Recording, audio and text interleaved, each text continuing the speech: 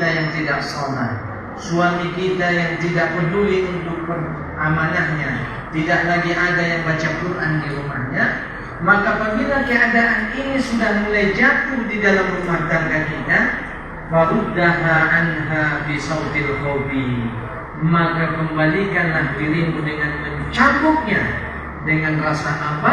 Dengan rasa takut dan mengharap kepada Allah Subhanahu wa Ta'ala.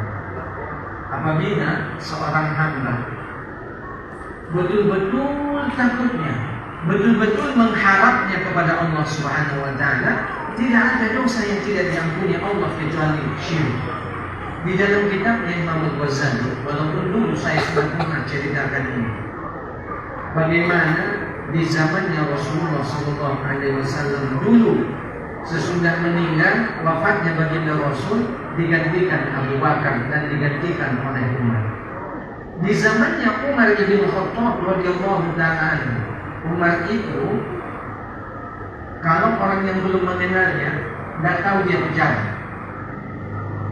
Ada orang dulu beragama Nasrani datang dari kota Mesir, jalan kaki ke Madinah, kurang lebih 2 bulan. Kenapa dia datang? Mengajukan ketidakadilan daripada Amr bin Ash. Di saat itu ada masjid, rumahnya di samping masjid agak gubuk. Menurut khalifah atau menurut gubernur Amr bin Ash, rumah ini merusak pandangan dari masjid. Tapi bukan masjid ini, nanti dipraktekannya Belanda. Sehingga pada saat itu datang Amr bin As. Ya, yang punya gubuk, ku beli rumahnya, tidak ku jual katanya. Ku beli 2 kali lipat, tidak ku jual. Ku beli 3 lipat, tidak ku jual. Yang namanya diganti tetap rugi katanya. Karena di Indonesia ini belum ada ganti untung, tetap ganti rugi. Ganti rugi. Tidak ada ganti untung. Ganti rugi. Terus akhirnya dirobohkan Amr bin As rumah ini. Dia terluka hatinya. Kan dia baru gubernur, masih ada atasan. Janganlah dia dari kota Mesir menuju kota Madinah. Pendek cerita, sesampainya di kota Madinah, ada seseorang yang sedang duduk dan tidur-tidur di bawah kurma, di atas lesehan-lesehan. Yang di sekelilingnya orang miskin, anak yatim. Sambil itu bertanya Bapak, bahasa kita ya. Nanti dibuat bahasa Arab. Kalian tak paham, saya pun susah menjelaskan. Sehingga pada saat itu bertanya, Aina Khalifah? Di mana Khalifah? Aina turidu minhu? Apa yang kau suka dari Khalifah? Saya ingin menceritakan sesuatu kepadanya. Aina man harith ma'amu? Siapa yang menjadi, bahasa kitanya sekarang ini, kalau pendamping gubernur, pejabat apa namanya? Pengawan ya. Ajudan. Ilham sudah punya ajudan? Belum. Banyak. Ajudan itu malaikat. Ya Allah. Selalu berwudu. Kan selalu disampaikan. Apabila kita selalu dalam keadaan wudu, ajudan kita malaikat. Al-wudu silahun.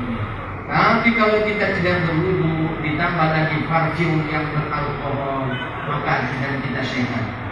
Kalau tidak yakin, coba agak banyakkan parfum yang beralkohol itu, agak tebalkan tinju, agak warna merah lah kira-kira baju. Bukan ada di sini. Nah, kanan sana mana? Tidak ada di sini. Agak-agak jalan di situ. Banyak gak yang ngomong? Nasa tak mau mati siangnya. Banyak dosa di situ. Terus pendek cerita, sampailah di situ. Siapa pengawalnya? Anak yatim dan fakir miskin. Ainal Quran, ainal Quran. Di mana dia sekarang? Amamaka, di depanmu. Terkejutnya luar biasa. Sehingga diceritakan keadaannya. Setelah diceritakan keadaannya, disumurulah seorang Nasrani ini mengambil tulang yang ada di tumpukan sampah. Khud al-adwamil al-jannah, ambillah tulang jamal itu. Saya mau menuntut keadilan, bukan mau mengambil tulang. Khud, ambil, diambil ini. Ditulis garis lurus di tulang itu. Bawalah ini kepada beliau. Pendek cerita begitu sampai dia di Mesir, di hadapannya Amr bin As. Gemetar Amr bin As menerima tulang. Tentu dia hebat. Ini orang Islam kok dikasih tulang gemetar katanya. Sehingga dia tanya, apa yang terjadi denganmu? Apa-apa katanya. Kau main atas-atas saja. Belum lagi kita musyawarah, kau sudah main atas katanya. Tahukah apa tujuan daripada kiriman dari Khalifah Umar ini? Apabila aku tidak berlaku adil seperti garis ini, maka jadilah aku tulang belulang. Dia disuruh semua menteri-menterinya untuk mendirikan hukum kembali. Begitulah tegasnya Umar. Saya mau ngambil ketegasan Umar dengan kaitannya dengan orang yang taubat, dengan harapan yang tinggi.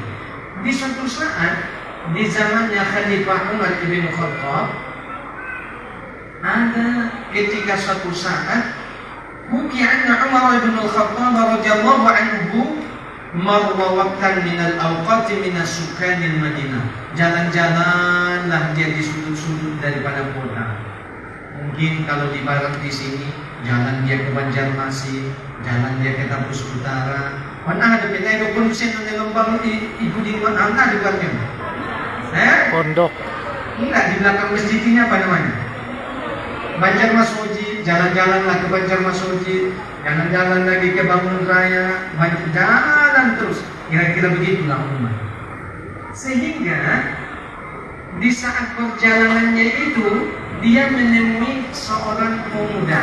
Kalau kita kira-kira anak-anak lajang yang sedang kumpul-kumpul di sini, tahmilan, obat, tak tahu kita.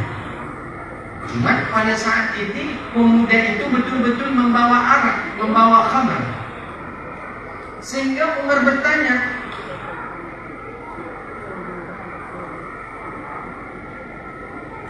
apa kata Umar kepada beliau? Fastaqbal busyabun, maka dia menjumpai pemuda itu. Wa hamilul qaruratu tahta thiyabi, disembunyikanlah botol kira-kira begini lah, dimasukkan ke bajunya supaya tidak nampak Abu Bakar Marhumah. Sehingga Umar bertanya, ayo Hasyam, ayo pemuda, malladhi tahmilu tahta thiyabika, apa yang ada di bawah bajunya? Di dalam hatinya, kalau ku bilang nanti khamar, atau kalau ku bilang nanti sabu-sabu, kalau ku bilang nanti ganja, hukumannya sangat luar biasa, sampai dicambuk sampai 80 kali di depan orang yang banyak. Tapi kalau ku nanti bohong, azab Allah sangat pedih lagi. Coba lihat, dalam 1 detik, hitungan menit, hati itu bergejolak. Dia takut dan dia berharap kepada Allah. Dia takut terhadap azabnya Allah dan dia berharap bahwa Umar jangan sampai ketahuan bahwa dia sedang bawa sabu, pelet, atau ganja, atau heroin, atau narkotika, atau kokain, atau apa lagi. Nah, kalian yang tahu-tahu, saya tak tahu-tahu apa namanya. Terus Fakhajjala sabun ayyakula khamran. Dia sangat takut kalau mengatakan yang dia bawa itu adalah khamar atau sabu-sabu atau yang sejenisnya. Berdoalah dia dengan taubatnya yang betul-betul takut kepada Allah dan berharap betul kepada Allah. Apa kata beliau? Ilahi, Tuhanku, la tukhajjalni 'inda Umar wa la tabhani. Ya Allah, ya Rabbi, jangan engkau permalukan aku di hadapan Umar dan jangan engkau membukakan aibku. Itu di hati, dengan betul-betul berharap kepada Allah Subhanahu wa taala. Wasqini indahu fala ashrabul khamra abadan. tutupi aibku ini di hadapannya. Aku berjanji kepadamu ya Allah untuk tidak akan minum khamar selamanya. Takut berkata, apa yang terjadi?